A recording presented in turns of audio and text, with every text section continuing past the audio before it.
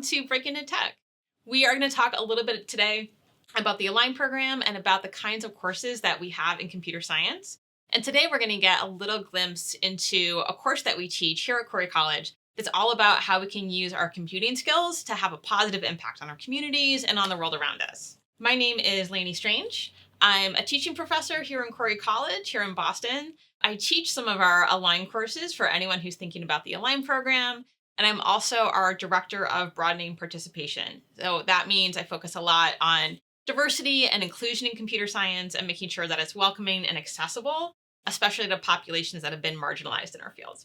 So we're going to have a little glimpse today into one of our computer science courses here at Corey. So I'm going to tell you a little bit about what we do in this course and how we use it to take our computer science skills and all these amazing things we can do with technology and try to have a positive impact.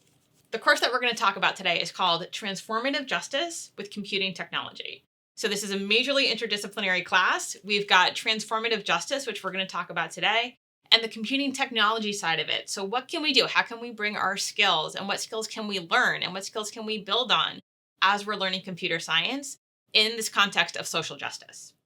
So in one of these classes that we work on, we partner with a local community organization. So we're working with a partner called the National Council for Women and Girls.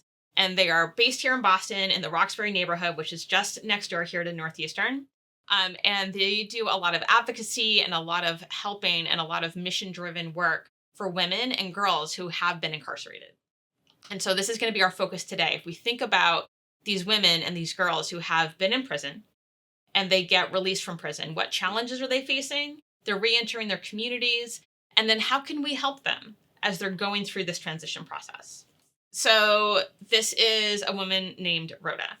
And she last year was released from prison. And she was telling us a little bit about her story. She had been incarcerated for 53 years.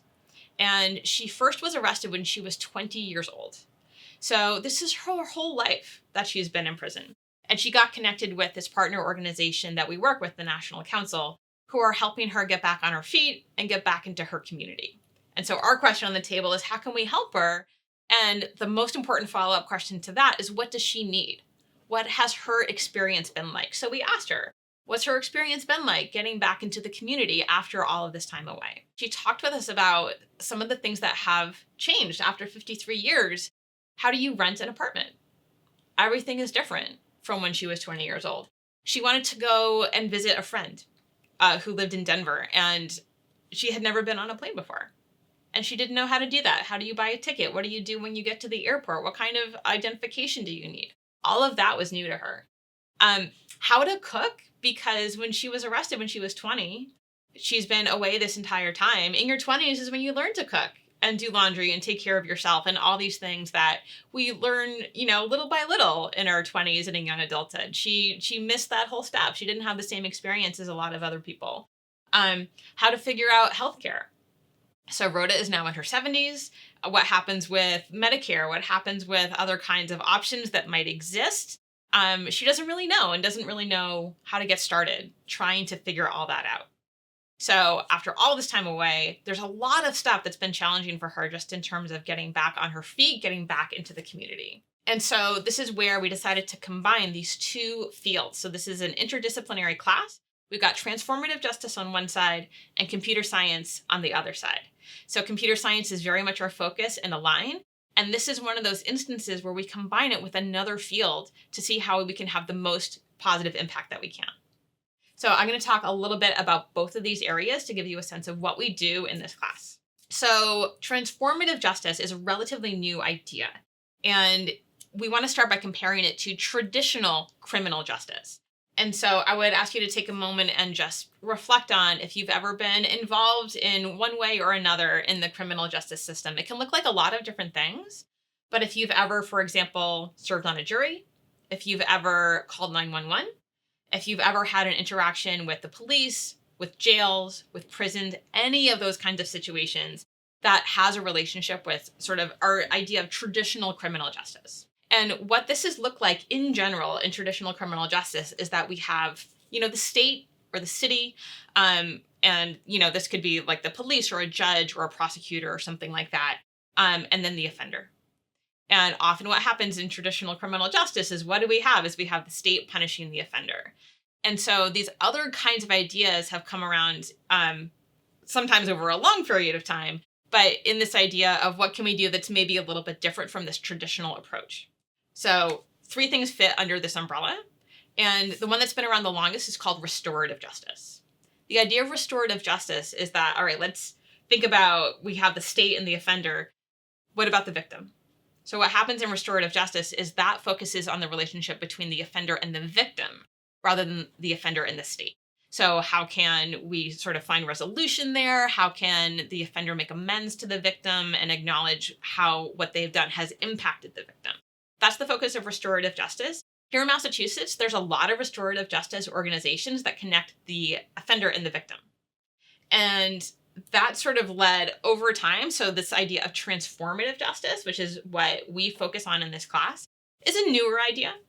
And the idea of transformative justice is that, folks who commit crimes, who end up in prison, aren't always, it's not the case that they're necessarily bad people who are out to do harm. But often it's the result of systemic oppression, systemic racism, misogyny, financial oppression, all kinds of things that people face that lead to them having maybe the worst day of their lives and ending up in prison. And there's one more layer on top of that, which is called transitional justice. Transitional justice is really focused on sort of big picture things. So transitional justice, you might think about a state trying to make reparations for something that it has done wrong over many years. Transitional justice, very big idea. Transformative justice, a little bit smaller, but it does tend to focus on the system. And so we learn about transformative justice in this class and the role that it has played, and certainly especially here with our local partner and here in Boston. And then we tie that into, all right, on the computer science side, what can we do? What can we bring to this conversation? Right? And so Rhoda, we saw a little list of the challenges that she's faced since getting out of prison last year. She talking about going to visit a friend, renting an apartment, figuring out healthcare, how to cook. All of these things have changed in the time that she's been away. And one of the things that we can do as computer scientists when we're working on our computing skills is think about, when have we been in her shoes? So a moment ago, we talked about and we reflected on what interaction have we had with the criminal justice system. And a lot of us had on a jury, calling 911, all those kinds of things. And maybe we feel like we can't necessarily relate to someone who's been in prison and is re-entering her community, but we probably can, because think about all these things that are new to her. She's having to learn new skills, in particular, new technology skills, because all the tech has changed in 53 years. So if you talk about what does she need to learn? She needs to learn how to rent an apartment. Think about how different that is now from 10 years ago, from 20 years ago, certainly from 53 years ago. There's a lot of technology knowledge that goes along with it. So think about if you have ever been in a position where you wanted to learn a new technical skill. And in particular, have you ever wanted to learn a new technical skill that it felt like people around you already know? Right? That is something that we can relate to, and that is something where we can help. So what we do in this class is we say, look, how can we put ourselves in Rhoda's shoes, and how can we build our technology skills to do something that's helpful and that's going to have a positive impact for her and on the community that she's going back into. So you might have seen a headset like this. This is the kind of thing that we're using in this class, and we're not just users of it. We are creating software that we're actually going to run in these headsets. So this is the kind of thing where you can put it on. I'm not going to right now because I'm wearing my glasses. It doesn't fit. But this is the kind of thing where you can put it on and you're suddenly immersed in a virtual world. So this is a VR, virtual reality headset. What kinds of things can we do with this? In this class, we're learning how to build software for this headset in a software program called Unity. What can we do in Unity? Unity is mostly known for building games, but that's not the only thing that it's good for. So we're going to learn how to build games and how to build things like skill set training. We can do things like quizzes to help people reinforce the knowledge that they already have. We can build scenarios where you can walk into a room and you can look around you and you can grab things, pick things up, read information, ask and answer questions about any kind of thing that can walk you through from end to end. So we're building all the skills that we need to do that. What kinds of things need to exist in the headset so that they interact with the user appropriately, so that it feels safe and so that it feels realistic. We're also spending a lot of time in this class learning how someone maybe with disabilities faces barriers using a technology like this, because it can be a really great solution for a lot of people in exactly this kind of scenario, but it doesn't work perfectly for everyone. So what can we do to overcome that? That's part of our responsibility as well as technologists, is to make sure that if something works well for some people, we do our best to make sure that it works for everybody. And so what kind of scenarios are we helping? Anything that Rhoda needs help with. Hey, here's what it looks like to rent an apartment now. Here's what it looks like. Here are all the steps that you need to go and get a plane ticket and go and visit a friend. Here's what it's like to get the ticket, to figure out when you're going to go, to pay for it, to get to the airport, to navigate your way through the airport.